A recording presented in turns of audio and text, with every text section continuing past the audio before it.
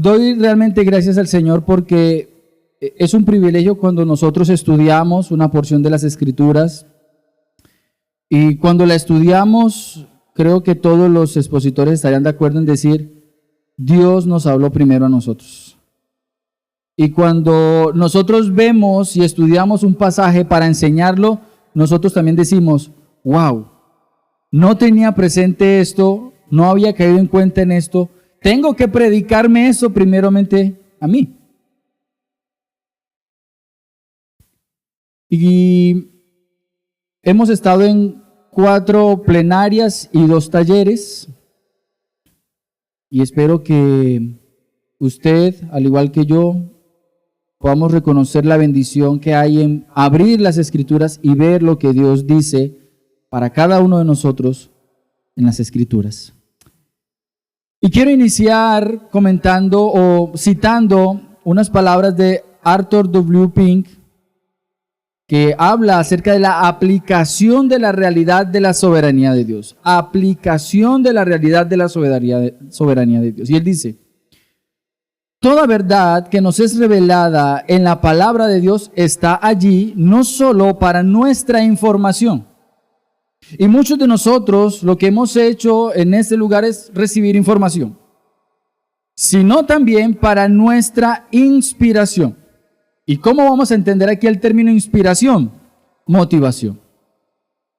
¿Cómo vas a salir de aquí con la información de que Dios es soberano? Pues tú deberías salir de aquí confiado. La palabra te inspira a saber que tú estás seguro en las manos de Dios, de que no te va a hacer falta nada porque Dios está al control de todas las cosas y cuida de ti.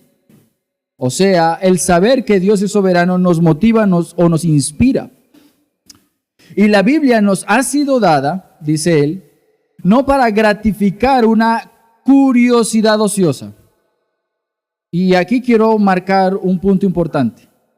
Muchas veces nosotros estamos sobresaturados de curiosidad, pero solamente curiosidad.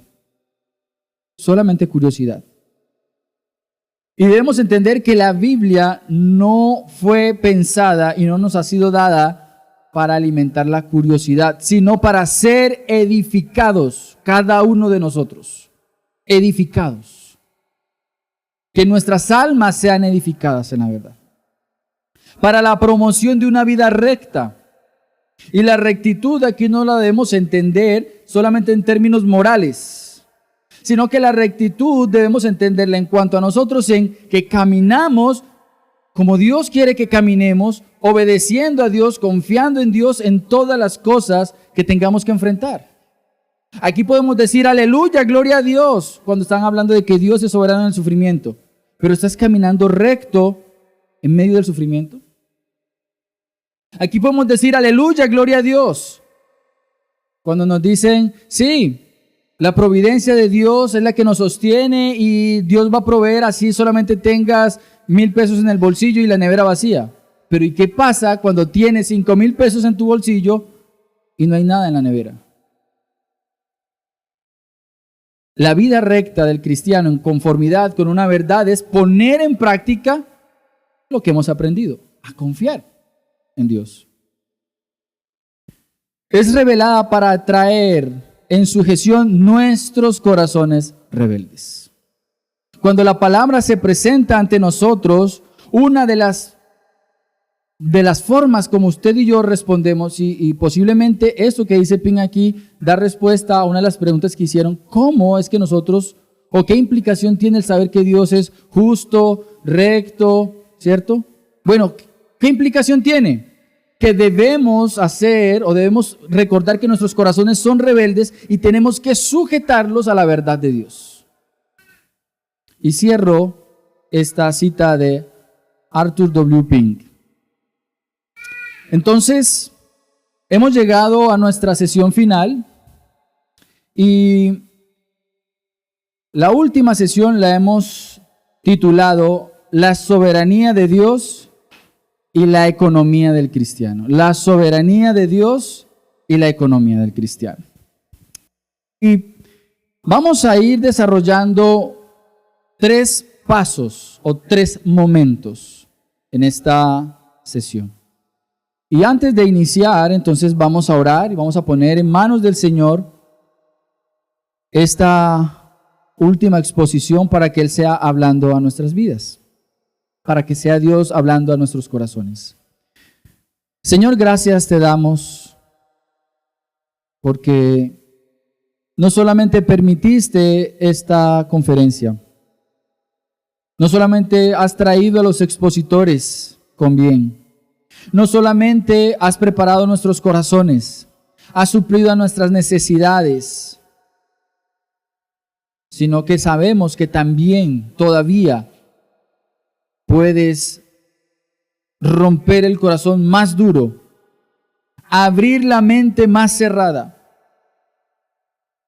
darnos la vida nueva que tú prometes para todo aquel que, creyendo en tu verdad, dice desde su corazón: ayuda a mi incredulidad. Apelamos a tu poder, a tu amor, a tu bondad, a tu gracia en esta tarde. Y Señor, como ha sido nuestra petición, que tu palabra corra en medio de nosotros. En el nombre de Cristo Jesús. Amén. Entonces vamos a tener 3 momentos. Y el primer momento de esta exposición la vamos a identificar o la vamos a llamar como identificando el terreno. Cuando usted va a comprar una casa, cuando usted va a comprar un carro, cuando usted va a comprar un terreno, usted no lo compra a ciegas. ¿Usted qué hace? Va y lo conoce para saber qué va a comprar. Bueno, aquí vamos a identificar el terreno de qué vamos a hablar cuando hablamos de economía. Porque lo primero que usted y yo pensamos cuando hablamos de economía es de finanzas. ¿O estoy equivocado? Posiblemente muchos de ustedes están creyendo que aquí voy a hablar de finanzas. Y la sesión de hoy no va a hablar de finanzas, va a hablar de economía. Entonces hay que entender qué vamos a comprender por economía. ¿Les parece? Y quiero que me acompañe por favor al Salmo 24, versículos 1 y 2. Salmo 24. Le dimos a la esperita que tomara café para que no se me durmiera y necesito que además coja esa Biblia de un lado para otro para que no se me duerma. ¿Listo? Salmo 24, versículos 1 y 2. Y el texto dice así: del Señor es la tierra y todo lo que hay en ella, el mundo y lo que en él, los que en él habitan, porque él la fundó sobre los mares y la asentó sobre los ríos. Y sobre este salmo vamos a sentar las bases de qué vamos a entender por economía. Y lo primero que debemos entender por economía, y vamos a ir trazando unas ideas, es que la economía la entendemos como un conocimiento que se aplica a las decisiones. La economía es un conocimiento que se aplica a las decisiones. Y son decisiones que tomamos todos los días. Nos levantamos y estamos tomando decisiones. Esta mañana servimos 4 platos en nuestra mesa y alguien decidió no comer. Está decidiendo. Nosotros todos los días decidimos a cada momento, en cada instante. La pregunta es si tus decisiones están relacionadas con la soberanía de Dios, con el gobierno de Dios. Y de ahí partimos. La economía es un conocimiento que se aplica a las decisiones. Otro elemento importante que va a ir identificando, va a ir mostrándonos el terreno en el que nos vamos a mover, es un conocimiento de cómo Dios ha ordenado el mundo. Y obviamente aquí vamos a partir de un fundamento, porque habitamos el mismo mundo, todos los seres humanos. Eso no significa que leamos el mundo de la misma manera. Y hay 2 formas básicas de leer el mundo. O lo lees desde las escrituras, y eso se le llama una cosmovisión bíblica, o lo vas a leer desde una perspectiva secular. Así te abran la Biblia. Pero hay personas que abren la Biblia y leen la Biblia y el mundo desde el pensamiento secular. Es importante tener un conocimiento de cómo Dios ha ordenado el mundo. Dios enseñó de economía en la manera como dispuso el mundo y en la manera como lo sustenta. Ahora, la pregunta es, ¿qué significa que Dios dispuso el mundo? Bueno, el principio más básico e importante de economía es el siguiente. Dios es dueño de todo. Dios es dueño de todo. Y estamos implicándonos en elementos importantes. ¿Qué significa que Dios es dueño de todo? Eso significa, primero, que Él lo creó todo. ¿Por qué Dios es dueño de todo? Porque le pertenece a Él, porque Él lo hizo. ¿Y cómo lo hizo? Lo hizo de manera sobrenatural, soberana. ¿Cómo lo hizo? Con una autoridad que tú y yo no podemos comprender. ¿Cómo es eso de que Dios hizo todas las cosas con el poder de su palabra? No sabemos. Solamente sabemos que Dios dijo y así fueron hechas las cosas. Y no solamente eso. Y Dios va a volver a hablar y las cosas van a dejar de ser. Y aún más allá, Dios va a volver a hablar y va a volver a generar un mundo en el cual ya no va a haber la posibilidad de que el mal y la oscuridad y el pecado tengan posibilidad alguna. Pero para que tú confirmes que eso es así, debes creer que todo lo que hay, todo lo creado, pertenece a Dios. Ahora, y uno puede preguntarse, ¿y con qué propósito Dios creó todas las cosas? ¿Con qué propósito creó Dios todas las cosas? Bueno, Él creó todas las cosas, en principio, para ejercitar su providencia. Él ejercita su providencia. Pero lo segundo es que lo ha hecho todo para su gloria. Esta conferencia tuvo posibilidad de ser, y esta conferencia se termina hoy con el propósito de darle la gloria a Dios. Y esta conferencia puede tener alcances más allá de hoy si tú vives para la gloria de Dios, reconociendo la soberanía de Dios. O sea, Dios ha creado todas las cosas para su gloria y hay algo hermoso. Y voy a hacer lo mismo que han hecho todos los expositores, casi todos los expositores. Todos los expositores hacen esto. ¿Se han dado que casi todos los expositores hacen así? Aquí en este punto hacen así.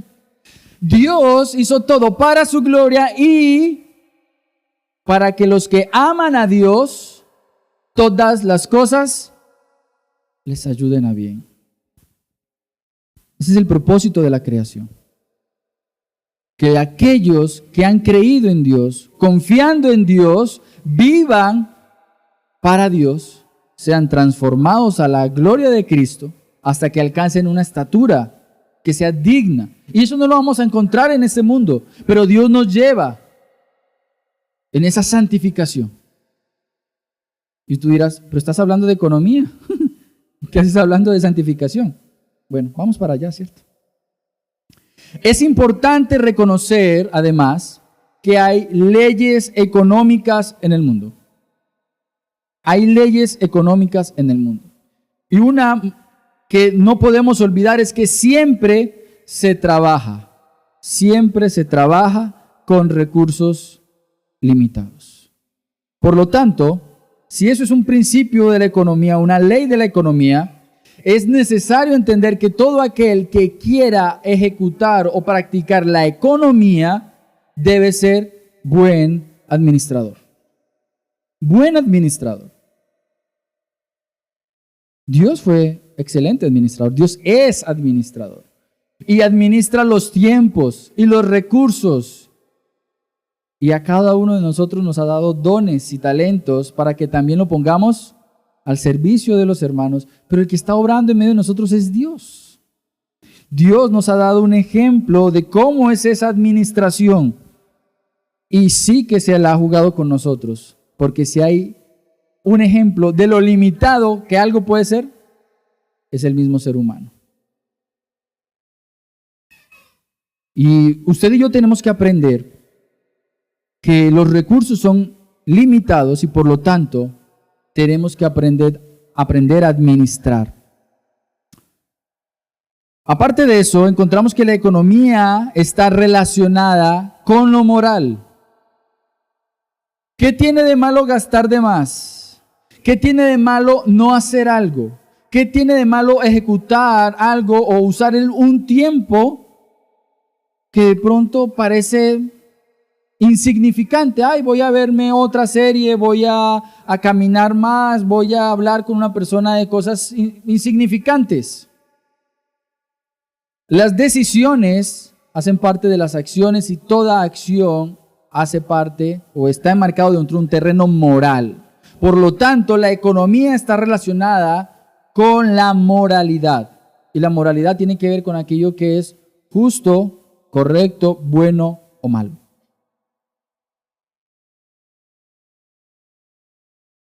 Y por eso es importante conocer la Escritura. Y por eso Dios le entregó al pueblo de Israel los 10 mandamientos y después a nosotros nos ha entregado todo lo que ha sido el Nuevo Testamento y nos ha entregado unas ordenanzas por las cuales nosotros aprendemos cómo debemos tomar decisiones conforme a la voluntad de Dios. Estas nociones básicas de economía fueron presentadas por R.C. Sproul Jr. Y todo eso lo desarrolló desde el marco del Salmo 24. Del Señor es la tierra y todo lo que hay en ella, el mundo y los que en él habitan. Si tú te comprendes como un ser creado que le pertenece a Dios y que Dios es dueño de todas las cosas, tu manera o tu forma de tomar decisiones deben estar enmarcadas directamente en saber que todo lo que tú hagas debe agradar a aquel que es tu dueño. De hecho, el mundo niega que Dios es su dueño, pero tienen que rendir cuentas a Dios.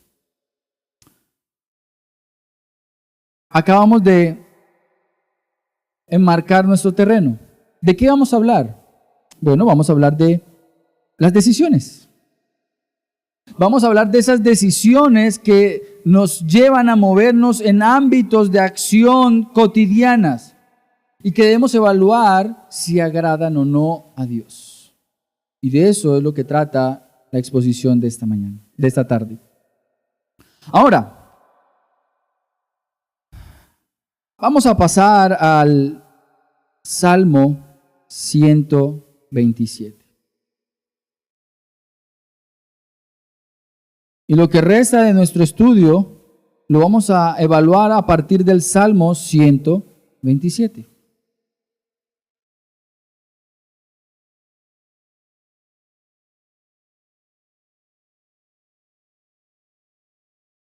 Y hay algo importante que usted y yo debemos reconocer, y es que todo creyente aparece en el mundo en medio de un contexto de riqueza. Todos. Lo que pasa es que el mundo ha redefinido la riqueza en términos materiales solamente. Y el creyente específicamente ha sido el más bendecido porque no solamente cuenta con riquezas materiales, terrenales, sino también espirituales. Por ejemplo, una familia de la fe. Todo creyente que ha sido unido al cuerpo de Cristo sabe que puede llegar a cualquier parte del mundo, una iglesia donde se profese a Cristo como Señor y Salvador y encuentra una familia. Eso no lo tiene ningún otro. Ningún otro ser en el mundo tiene esa bendición. Usted puede tener un ingeniero aquí en Colombia y se va para la China y va a encontrar barreras en su forma de pensar. Pero un cristiano que está aquí, que es bíblico y va a la China y se encuentra un cristiano bíblico, ¿y qué va a pasar? Se van a saludar como aquellos que han sido unidos en Cristo. Pero no solamente eso, las Escrituras es otra riqueza.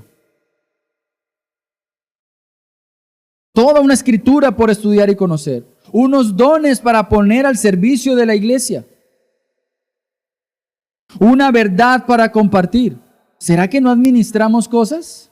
¿Será que no tenemos que tomar decisiones al respecto? Y obviamente todos estamos dentro de un terreno o un ámbito material y terrenal. Tenemos una familia física por construir y cuidar, unos recursos materiales por producir, unos ahorros que manejar, un tiempo por aprovechar. Y tú y yo podríamos decir, pero la conferencia no era sobre la soberanía de Dios. Sí, pero es que la soberanía de Dios nos debe llevar a nosotros a vivir bajo la soberanía de Dios, identificando cómo es que vive aquel que confía en Dios. ¿Cómo vive aquel que sabe que Dios está al control de todas las cosas? Y ese es el problema, que nosotros a toda hora hacemos una distinción. Soy cristiano en la iglesia, soy cristiano los domingos, estudio la Biblia en estudio del grupo familiar, pero cuando salgo del grupo, cuando salgo de la iglesia, cuando se acaba el domingo, pienso como un individuo más. Me olvido de que debo tomar mis decisiones bíblicamente. Me olvido de que Dios está al control de todas las cosas. Entro a la iglesia, gracias Señor, salgo de la iglesia, pego el grito porque los frijoles habían quedado estallados en el fogón. Dios está al control de todo. Entonces, vamos a mirar a partir del Salmo 127 en qué es que tú y yo debemos pensar y cómo debemos pensar cuando vivimos cotidianamente. Vivimos cotidianamente. Ya usted tiene allí el Salmo 127, ¿cierto? ¿Y por qué quise partir del Salmo 127? Porque, como lo hemos dicho, varias personas ya lo han dicho, los salmos tienen una particularidad. Primero, son poesía. Una manera distinta de hablar. Una manera que te muestra de una forma distinta, te muestra una imagen, te acerca a la experiencia. Pero lo otro que encontramos en esta forma de escritura es que es una experiencia que a veces es padecida, es vivida en la carne. Entonces tiene la posibilidad de mover nuestras fibras de una manera distinta. Ya no es necesariamente conceptual. ¿Qué es la justificación? Sí, justificación es esto. Ok, pero si el Señor no cuida tu casa, se te van a meter los ladrones. Ahí tú reaccionas de una manera distinta, ¿cierto? Porque Enrique ya sabe cómo es levantarse y encontrar un carro robado. Es experiencia movida. Entonces, estos salmos tienen esa característica que llegan a las emociones. Y normalmente nosotros apelamos a la razón, apelamos a la inteligencia. Tienes que entenderlo, pero el salmo te va a decir, y te voy a explicar cómo sentirlo, cómo vivirlo. Y esa es la característica del salmo. Entonces vamos al Salmo 127 y dice así. Cántico de ascenso gradual de Salomón. Si el Señor no edifica la casa, en vano trabajan los que la edifican. Si el Señor no guarda la ciudad, en vano vela la guardia. Es en vano que os levantéis de madrugada, que os acostéis tarde, que comáis el pan de afanosa labor, pues Él da a su amado aún mientras duerme. He aquí, don del Señor son los hijos, y recompensa es el fruto del vientre. Como flecha en la mano del guerrero, así son los hijos tenidos en la juventud. Bienaventurado el hombre que de ellos tiene llena su aljaba, no será avergonzado cuando hable con sus enemigos en la puerta. Y a partir de este pasaje vamos a encontrar tres ideas básicas. Primera, la soberanía de Dios en el propósito del Salmo. La segunda, la soberanía de Dios y el esfuerzo humano. Y la tercera, la soberanía de Dios y el hogar.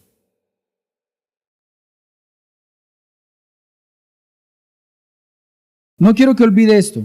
La base de la economía parte de reconocer que Dios es el dueño de todo, que somos mayordomos o administradores y que la economía tiene que ver con las decisiones que tomamos.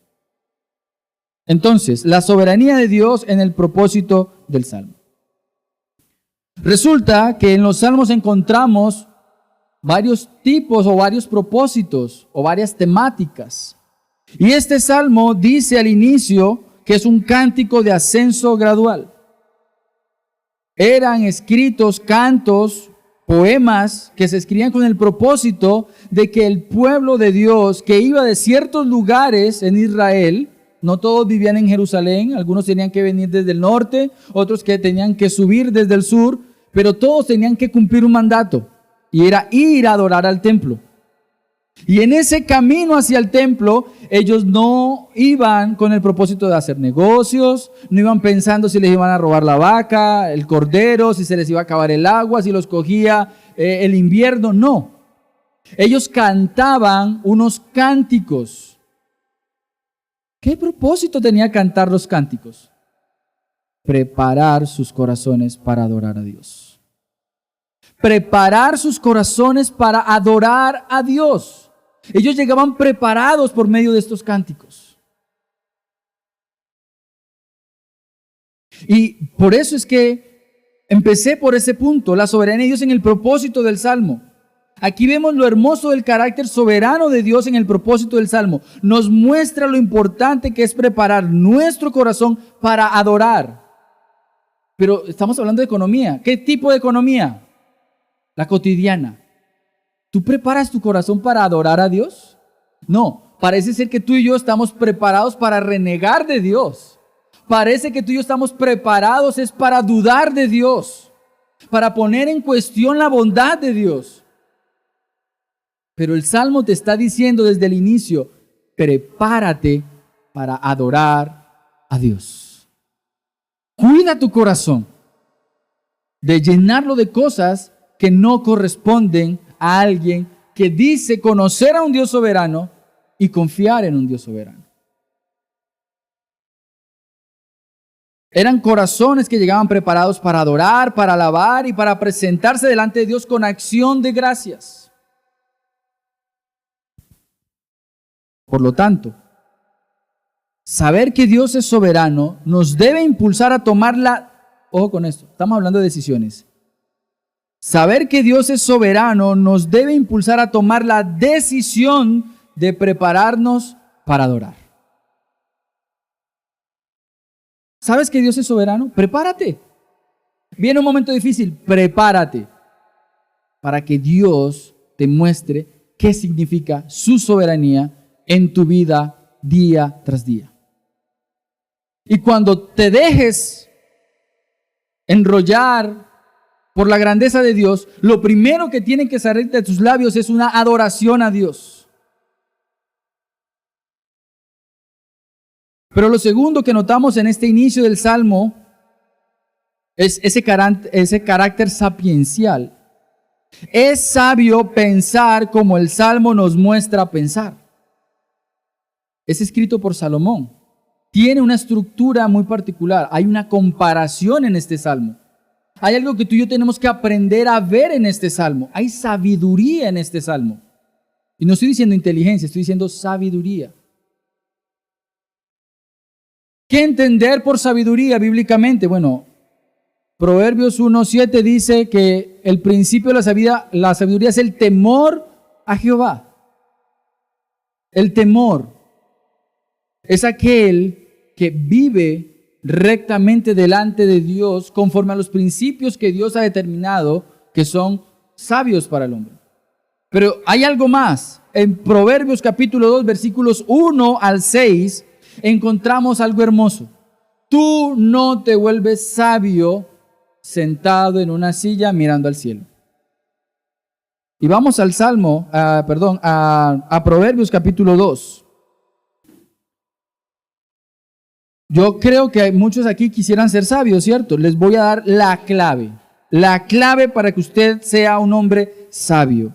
Proverbios capítulo 2, versículos 1 al 6, y dice así: Hijo mío, si recibes mis palabras y atesoras mis mandamientos dentro de ti, da oído a la sabiduría, inclina tu corazón al entendimiento, porque si clamas a la inteligencia y alzas tu voz al entendimiento, si la buscas como a la plata y la procuras como a tesoros escondidos.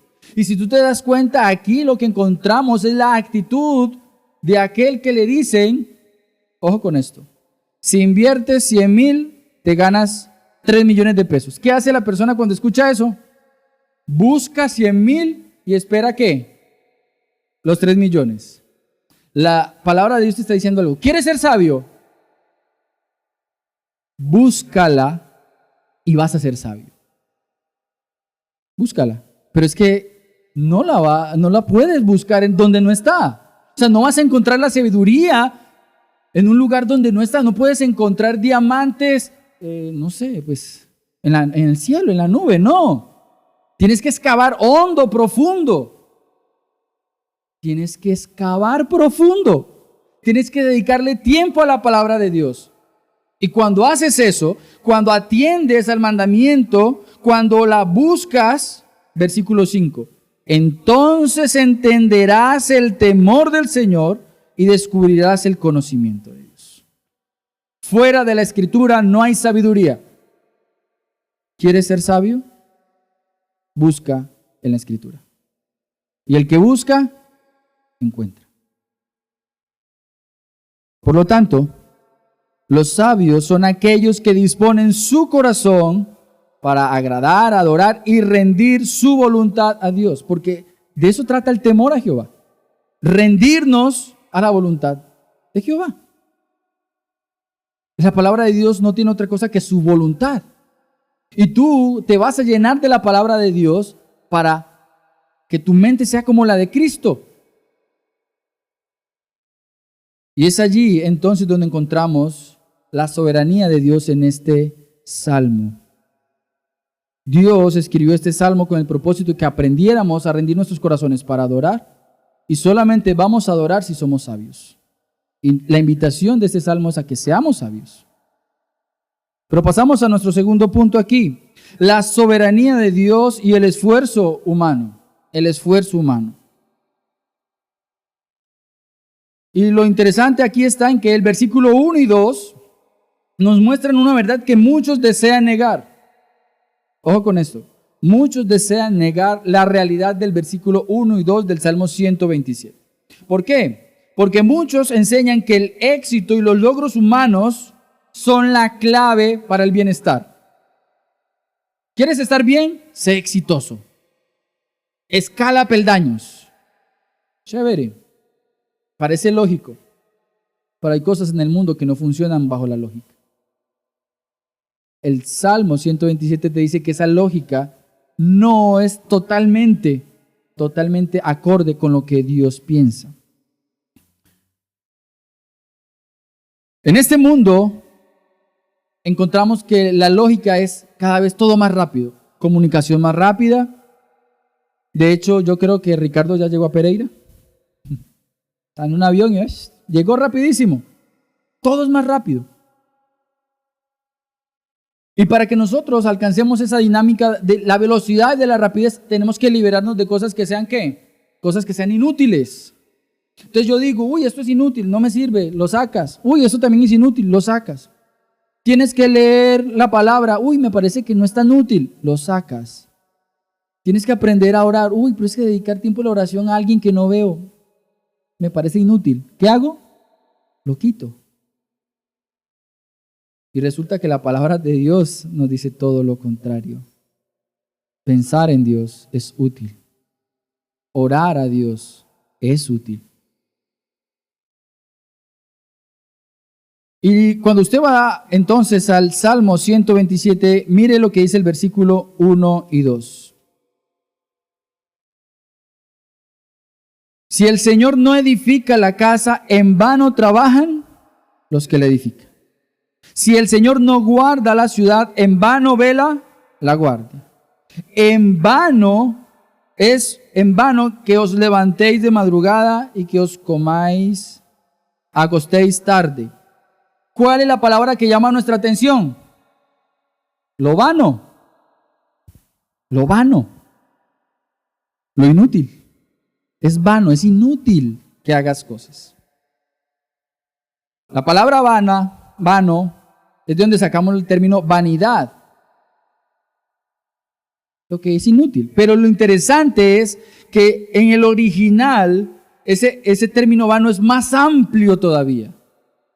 Lo vano es aquello que es ruinoso, aquello que genera calamidad. Entonces ya yo no pienso en la vanidad de la misma manera. Si usted volviera a leer este salmo con ese concepto en la mente, aquí diría, si el Señor no edifica la casa, es ruinoso que trabajes. Eso es como decir que voy a levantar el muro para que se caiga. ¿Quién quiere levantar un muro para que se caiga? ¿Quién? Levante la mano. No. Si Dios no construye la casa, si Dios no es quien te protege, si Dios no es quien prospera la obra de tus manos, si no es Dios el fundamento de tu vida, si no es Dios en quien piensas para tomar tus decisiones, todo lo que hagas es ruinoso. Todo lo que tú hagas por fuera de los principios y la voluntad de Dios no va a ser otra cosa que llevarte a la ruina. Pero nosotros no pensamos de esa manera.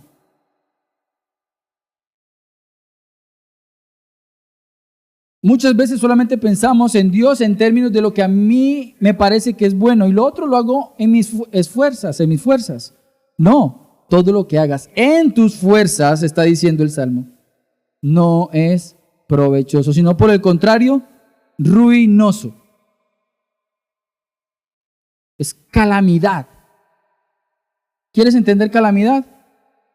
Calamidad es, no es la novela que tuvimos hace unos años, que Lola Calamidades, no. Calamidad es lo que le pasó a Job en 3 horas. 4 noticias y lo había perdido todo. Familia, camellos, casas, todo lo perdió en un instante. Eso es una calamidad. Y Dios está diciendo, si yo no soy el fundamento de tu vida, estás en calamidad. Estás condenado al fracaso. Y lo bonito es que ese mismo principio de que Dios debe ser el fundamento de tus decisiones y tus pensamientos lo volvemos a encontrar en Mateo capítulo 6, versículos 25 al 34. Y quiero que me acompañe allá.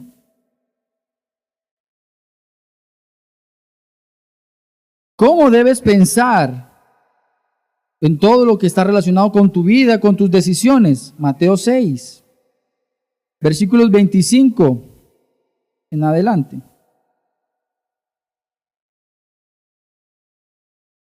Por eso os digo, no os preocupéis por vuestra vida, qué comeréis o qué beberéis, ni por vuestro cuerpo, qué vestiréis. ¿No es la vida más que el alimento y el cuerpo más que la ropa? Mira las aves del cielo, que no siembran, ni ciegan, ni recogen en graneros, y sin embargo vuestro Padre Celestial las alimenta. Y sigue. ¿No sois vosotros de mucho más valor que ellas? ¿Y quién de vosotros, por ansioso que esté, puede añadir 1 hora al curso de su vida? Y por la ropa, ¿por qué os preocupáis? Observad cómo crecen los lirios del campo, no trabajan ni hilan. Pero os digo que ni Salomón en toda su gloria se vistió como uno de estos. Y si Dios viste así la hierba del campo, que hoy es y mañana es echada al horno, ¿no hará mucho más por vosotros, hombres de poca fe? Pregunto, ¿por qué tú y yo dejamos a Dios de lado en nuestra vida y pretendemos preocuparnos por levantar una casa solos y preocuparnos por la protección, estamos fallando en algo. No estamos poniendo nuestra confianza en Dios. Y Jesús le dice aquí a sus discípulos, hombres de poca fe. No estás poniendo tu confianza en el Dios de la providencia. No estás poniendo tu confianza en el Dios que es soberano. Y la invitación entonces fue, versículos 31 y 32 y 33. Por tanto, no os preocupéis, versículo 33, pero buscad primeramente su reino y su justicia. ¿Qué es lo que tú y yo deberíamos buscar primeramente en nuestra vida? El reino de Dios y su justicia, su verdad, la manera como tú y yo vivimos para ser luz y sal en este mundo, mostrar a Cristo en nuestras acciones y decisiones. En eso es que tú y yo deberíamos enfocarnos.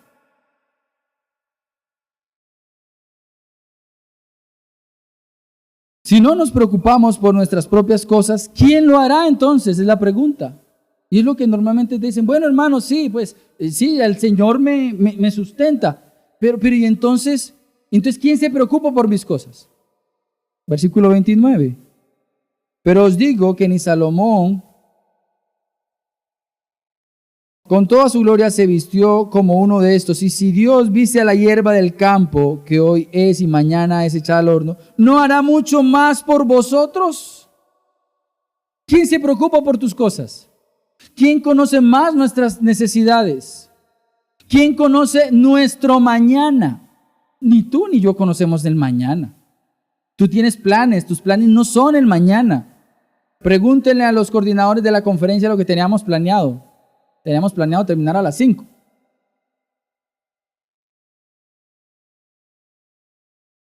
No sabemos. Dios sí lo sabe. ¿Por qué no confías en aquel que conoce el mañana? ¿Por qué no confías en el Dios que predicó Marco, que dijo desde el pasado lo que iba a suceder el día final? Ese es el Dios en el que yo quiero poner mi confianza y te invito a que pongas tu confianza en ese Dios. Pero para que tú puedas observar si estás confiando en ese Dios, tienes que aprender a caminar en el hoy, vivir en el hoy, descansar en Dios hoy, conocerle hoy, leer la palabra hoy, atesorar su verdad hoy, orar hoy, amar, compartir, cumplir con la voluntad de Dios hoy, no mañana. Hay personas que se autodenominan y están clínicamente evaluados y confirmados. Y ellos dicen, es que yo soy procrastinador. Igual, todo lo dejo para después. Eso es lo que significa. Y se identifican con eso. Es que yo soy así. Es que yo soy desordenado. Es que yo todo lo dejo para después. Déjame decirte que Dios te ha llamado a que te arrepientas de tu pecado, tu pereza y tu falta de disciplina.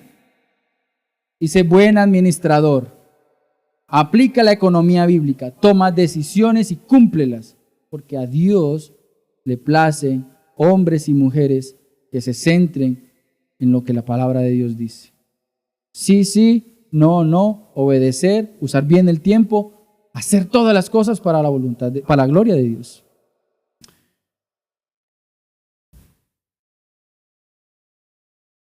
Y nosotros decimos, amén, amén. Ok.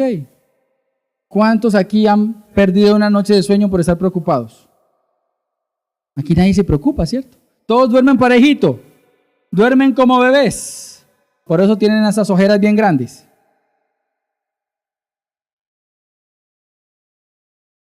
Cuando usted no duerma por estar pensando en el mañana, levántese, ore, pídale a Dios que le dé el descanso. Porque mire lo que dice el Salmo 127, versículo 2.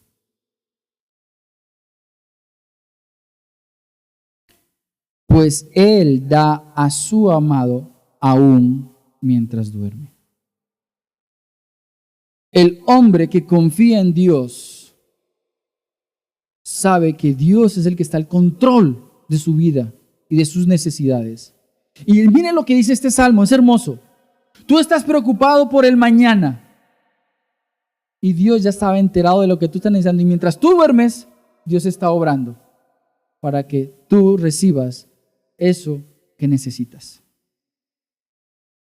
Ese es el Dios de las Escrituras.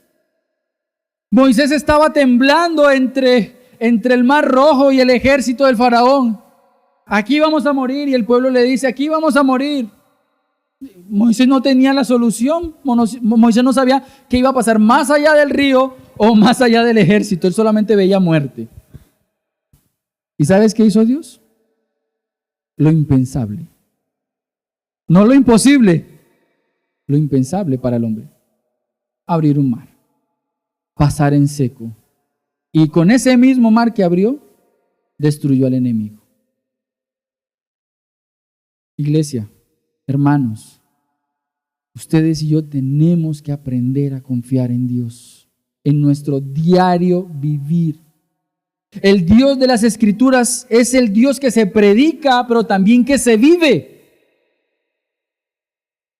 Y no lo vas a poder probar hasta que pases por momentos en los cuales todo se salió de tu control, pero Dios te muestra que Él sí está al control. Y ese es el Dios que nos habla en el Salmo 127. Si pones el empeño en confiar en ti, estás destinado a la ruina. Pero si pones todas tus necesidades en manos de Dios, vas a ver la gloria de Dios. Ahora, no estoy diciendo que no vas a trabajar, ¿cierto? No estoy diciendo que no te vas a levantar a atender a tu esposo, no estoy diciendo que el esposo no va a salir a trabajar para proveer a su casa. Lo que estamos diciendo es que tú cumples con tu papel, confías en Dios, sales a trabajar, confías en Dios, obras en tu hogar, confías en Dios y estudias y te preparas, pero el éxito no depende de tus fuerzas, dependes de Dios. Porque si hay algo que la Biblia deja muy claro, es que Dios no prospera al perezoso. Dios no prospera al perezoso. Precisamente, Proverbios está lleno de advertencias contra el perezoso. Entonces la Biblia no incita a la pereza. Por el contrario, te enseña a descansar en Dios mientras trabajas. Porque si hay algo que logramos con el trabajo a veces es llenarnos de ansiedad. Y sales a trabajar y ves que de pronto no has producido el día y te llenas de ansiedad. ¿Y qué dice la Escritura cuando nos llenamos de ansiedad, aún cuando estamos obedeciendo a Dios? Primera de Pedro capítulo 5, 7, ya lo ha presentado Marco varias veces. Entrega tu ansiedad a Dios. Entrégala. No tienes que cargar con otro peso. Que tu único peso sea la cruz. Que tu único objetivo sea obedecer a Dios. No hagas más. Dios no te ha llamado a hacer más. Solamente sé obediente.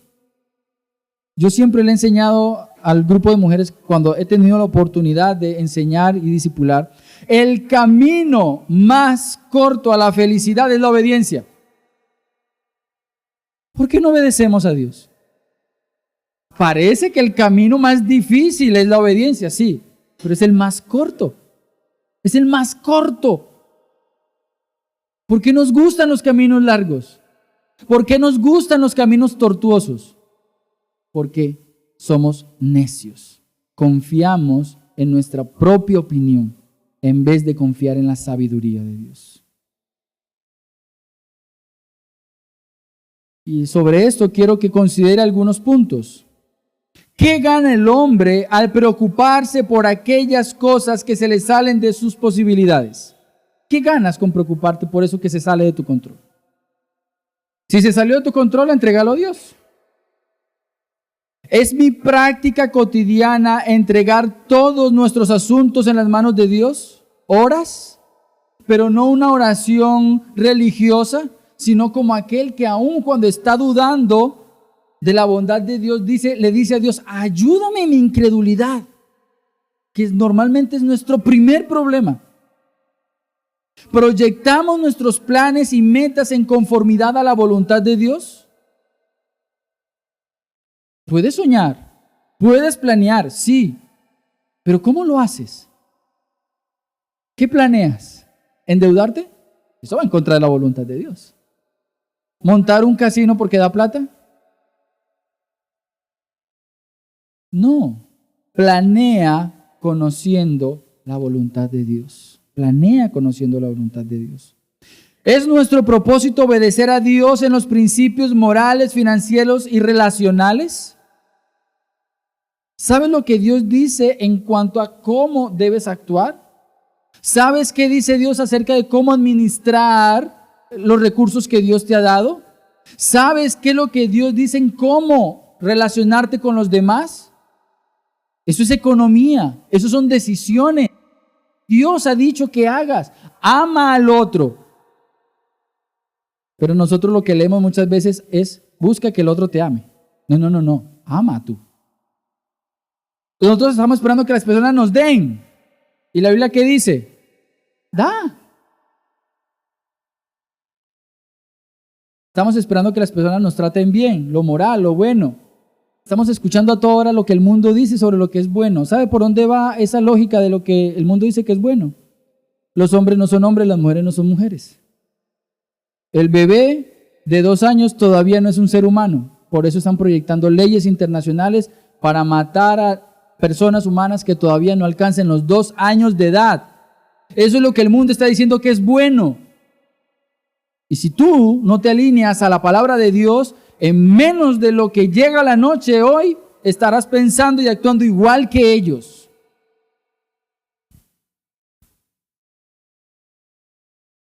¿Nuestras decisiones están apuntando a que somos buenos administradores?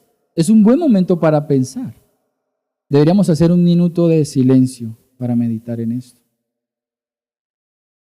¿Estás administrando bien?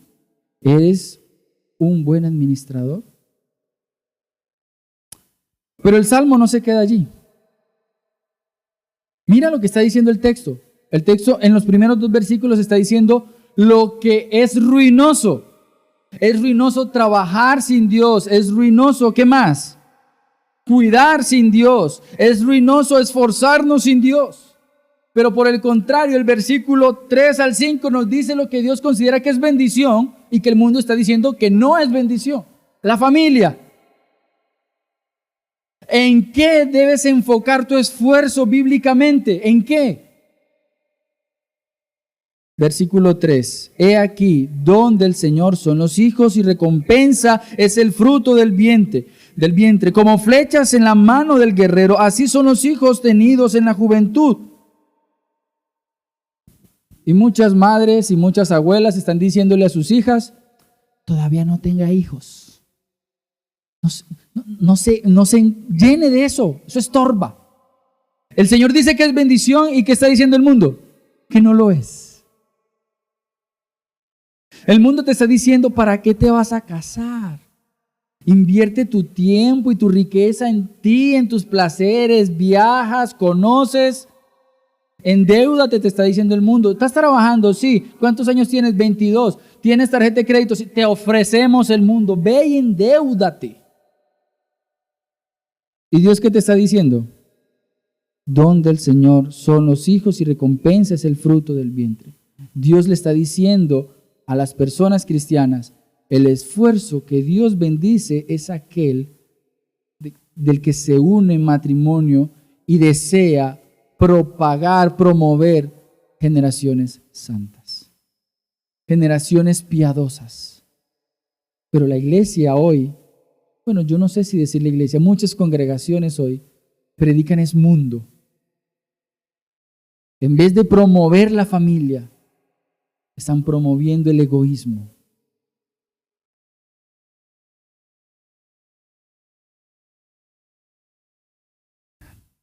Ese salmo nos enseña que el regalo de Dios son los hijos, la bendición de Dios son los hijos. Los hijos son la fuente de satisfacción y gozo para un hogar. Y si no, pregúntenle a una persona que tengo por aquí cerca que se llama Mauricio, que me dijo, es que usted no sabe de esto hasta que uno tiene el primer bebé y no lo quiere soltar. Pregúntele a Mauricio si él no sabe lo que es tener gozo y satisfacción. Por allá veo a la hermana, se me olvidó el nombre, Verónica. Está haciendo una cara de felicidad impresionante. Mira a Enrique así nomás. Hermanos, ojo con estar creyendo que la bendición es solamente lo material, cuando la bendición en términos bíblicos es tu hogar. Y si tienes hijos, tus hijos hacen parte de tu riqueza. Y si tienes un esposo, tu esposo es tu riqueza. Y si tienes una esposa, tu esposa es tu riqueza. ¿Sabe qué está haciendo el mundo? Te está pagando para que te quedes en su empresa trabajando 12, 13, 14 horas y los esposos no ven a las esposas y las esposas no ven a sus esposos y los están llenando de plata, pero no hay satisfacción. Dios creó a la mujer para ponerla al lado del hombre y en ella él se encontró satisfecho y pleno. Si ustedes ven a Adán antes de Eva, él dijo, estoy incompleto. El mundo Dios me lo dio con todo el oro, con todos los diamantes, todos los animales, todo el terreno hasta donde alcanza a ver mi vista es mío, Dios me lo dio. Pero no encuentro aquí satisfacción alguna. Y cuando Dios le hizo a su compañera, él dijo, te pasaste. Carne de mi carne, hueso de mis huesos. Ahora sí. Si tú y yo no aprendemos a ver la bendición como Dios la ve, vamos a estar trabajando en cosas inútiles y vanas. Ahora, te voy a compartir una gota de sabiduría divina. Una gotica. Esos hijos y esas familias necesitan padres sabios. Necesitan padres sabios. ¿Por dónde empezamos? Por el propósito del salmo. Dios hizo este salmo para promover sabiduría. Y solamente vas a ser sabio cuando temes a Dios. Solamente vas a ser sabio cuando conozcas a Dios y su verdad. Y las familias están necesitando hombres y mujeres sabias. Y los hombres y las mujeres no están estudiando la palabra. Y los hombres y las mujeres están esperando a que otros le digan qué tienen que hacer. Pero ellos no tienen una idea de qué es lo que tienen que hacer. Ni siquiera saben dónde están los... Uno le dice Génesis y no saben dónde llegar.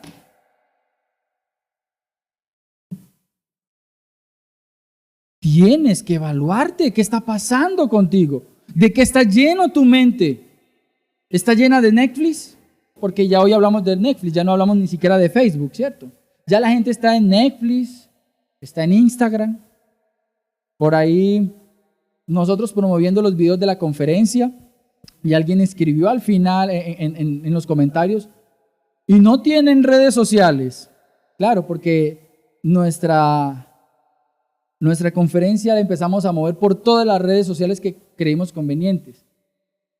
Entonces, claro, una lista como de 4 redes sociales. Claro, porque es que hay que pescar en un mundo podrido. Usted no va a encontrar palabra de Dios en TikTok. Usted encuentra movimiento, baile, sensualidad. Pero de movimiento en movimiento te encuentras por ahí a un marco diciendo, Dios es el dueño del mundo. Uy, ¿qué pasó aquí? ¿Cierto? ¿Se imaginan un regaño en TikTok? Por ahí encuentran ustedes a Marco, a más de uno diciéndole, confía en Dios. ¿De qué está lleno tu mente? ¿A quién estás escuchando? Perdón, pero la economía tiene que ser fundamentada en la verdad de Dios. Tus decisiones no marcan tu futuro, marcan tu hoy. Hoy. Por eso incluso la palabra de Dios dice, el día de salvación es hoy, el día del arrepentimiento es hoy. No es mañana, hoy. ¿Cuándo vas a empezar a vivir en la soberanía de Dios? ¿Qué respondes? Hoy. Pero no están convencidos de que tiene que empezar hoy. Eso es como cuando uno dice, ¿cuándo va a empezar la dieta? Pero sabes que necesitas la dieta, ¿cierto? ¿Necesitas la dieta? Sí, bueno. ¿Cuándo vas a empezar a vivir bajo la soberanía de Dios? Y parece chiste, pero es que estamos viviendo nuestra vida cristiana como si fuera algo irrelevante. Y creemos que eso es lo que estamos predicando es para el otro. Y creemos que eso es para el más joven. No, es para ti. Es para mí. Vivir para Dios es algo que nos corresponde a cada uno de nosotros. Cada uno de nosotros. R.C. Sproul dice que estos versos del Salmo 127 enseñan lo productivo del esfuerzo humano acompañado de la acción de Dios. ¿Cómo sabes que Dios te está prosperando? Porque el Señor te permite tener familia que crece. Puedes disfrutarla. Que el padre le enseña a sus hijos la palabra de Dios. Que la madre le muestra a sus hijos qué es descansar en la providencia de Dios. Eso es ser acompañado de la gracia de Dios. Eso sí es una bendición.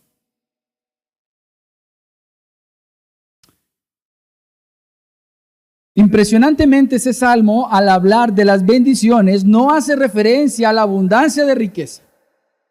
¿Dónde está la riqueza material aquí? Búsquenla, encuéntrenla. Si la encuentra, le doy un billete de $500 que me va a prestar el hermano Enrique. No, él me lo va a prestar. Si usted encuentra en este salmo que la bendición de Dios es riqueza material, me endeudo yo con el hermano Enrique, yo no sé cuándo lo pago. Pero si usted se da cuenta, este salmo da por sentado que es Dios quien sostiene, y en el plan de Dios, parte del gozo y la bendición del hombre está en disfrutar a su familia. ¿Quieres ser bendecido? Aprende a tomar decisiones en las cuales agrades a Dios y te ocupes de tu familia. Porque el mundo no te va a mostrar ese camino, pero Dios te está diciendo, es necesario que aprendas a ser feliz y a confiar en que yo soy el que te sustento. Tercer momento, yo le dije que eran 3 momentos, vamos en 2. Tercer momento, unos ejemplos bíblicos. Los voy a mencionar solamente. Usted ha escuchado que hay una historia en 2 de Reyes, capítulo 4, versículos 1 al 7. Hay una viuda. Obvio, viuda es porque se quedó sin esposo, ¿cierto? Hay una viuda que tiene hijos y resulta que quedó con una gran deuda. Vive en el país del norte en Israel. Y esta viuda mira para todos lados y dice, estoy sola. Y en Israel no abundaba la palabra de Dios, abundaban los falsos maestros, falsos profetas. Y esta mujer va donde el profeta de Dios, cuando sí habían profetas, listo. Y va y le dice, Eliseo, mi esposo, tu siervo, murió y quedé con muchas deudas. ¿Qué hago? Aprenda este principio. Usted tiene que saber dónde acudir en momentos de necesidad. No vaya a cualquier fuente. Esta mujer fue al lugar al que tenía que ir. Parece ser que no conocía a Dios, pero conocía a alguien que conocía de Dios. Y fue y le preguntó al profeta, ¿qué tengo que hacer? Y Dios habló por medio de su profeta y le dijo a esta mujer, ve, busca todas las vasijas que puedas, te encierras en tu casa, con esos 3 mililitros de aceite que tienes vas a llenar todas las vasijas, vas a pagar tus deudas y con lo que te quede, vives. ¿Y sabe qué dijo? Usted está loco. ¿Cierto que Dios fue eso lo que dijo? Ella confió en Dios. Confió en Dios. Confió en Dios. Es que estoy muy vieja. Confía en Dios. Es que se me está acabando la vida, confía en Dios. Es que me diagnosticaron cáncer, confía en Dios. A Dios no le da nada volver a ser el mundo. ¿Por qué te cuesta confiar en Dios? Esta mujer confió en Dios. Acudió a la fuente de sabiduría en días donde era escaso en el reino del norte. Y Dios proveyó. Ella tuvo que aprender a administrar. Con lo que quedó vivió. Porque el texto no dice más nada. No dice nada malo de ella. Parece ser que administró bien. Tomó buenas decisiones. Pero por otro lado tenemos el ejemplo de Job. Job 1:21. En momentos difíciles, a nosotros se nos hace tan fácil renegar de Dios. Tú no tienes que abrir tus labios para renegar de Dios. Nuestros gestos hablan. Y los gestos son la expresión directa del corazón. Pero aprendamos algo de Job. Lo perdió todo. Y Job solamente dijo, Dios dio. ¿Y Dios? ¿Cuál era el principio por el cual se estaba basando el pensamiento de Job? El principio que vimos de economía. ¿A quién le pertenece todo? Él hace lo que quiere con lo que es de él. Dios dio, Dios quitó. Y después de haber pasado todo sufrimiento y toda calumnia, y sus amigos lo hablaron mal, y su esposa habló mal, y ya Job estaba desesperado, y él decía, pero es que yo no he hecho nada malo. Dios se enfrenta con él y le dice, Job, ven acá. Tú has dicho que tu causa es justa, pero parece ser que tú crees que eres más justo que yo. Te voy a mostrar unas cosas. ¿Y dónde estabas tú? ¿Y quién eras tú?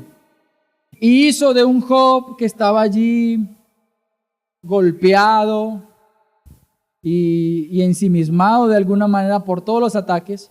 Dios no lo engrandeció, Dios lo hizo polvo.